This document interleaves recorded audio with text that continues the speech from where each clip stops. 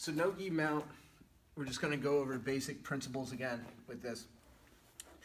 We want to be aware again, first things first is I don't want to be sloppy on, on my feet, especially if I want to control his hip line, shoulder line, and start to move up towards his neckline.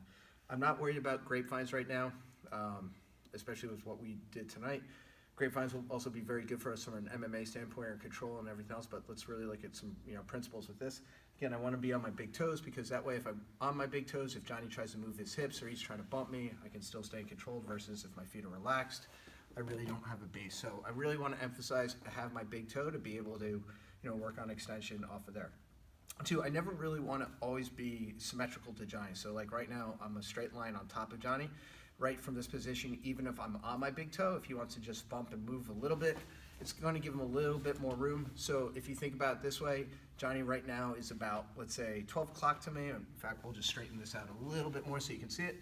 Jonny's about 12 o'clock to me, so now I'm just even going to kind of rotate my body so I'm more at 11 o'clock. If Jonny wants to try to move, it makes it a little bit harder for him. If I'm at 1 or 2 o'clock, he wants to go to move, he can move a little bit, but if I'm really sitting at just 12 and he wants to move, it's going to be much easier for him to bump. So I always want to have some kind of offset angle, asymmetry, so I'm never directly lined up with him, okay? That being said, the thing that we focus on tonight is right off the bat for some control. We'll combine this together. We used almost like a rear naked choke grip on the person's head to establish some control using our toes to hold him from here. So if he's defending his head and neck, I can go for arm bars, I can go for that. This is just a different series. He's giving me a path to go and start to get control of his head. I'm not going to use palm up because if I go palm up versus him trying to extend his head back, it's going to make it hard. If I go, again, back of my hand all the way here, I'm going to slide underneath, and even if he tries to hold his head down, I'm going to be able to start to lift him up. So I'm going to be able to go palm down, getting around his head and neck, and again, I'm on my toes, and I'm slight angle. I grab almost my rear naked choke grip, for the purpose of the drill that we did today. We grab the top, the top of the head. When we're really doing this is competition or kind of control.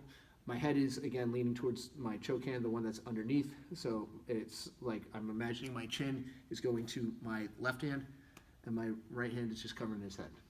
From here, I'm asymmetrical, so that way if Jonny goes and tries to move right now, he's staying pretty locked down. Because if he's able to turn his head, it's going to make it easier for him to be able to off-balance me or square up with me and be able to move.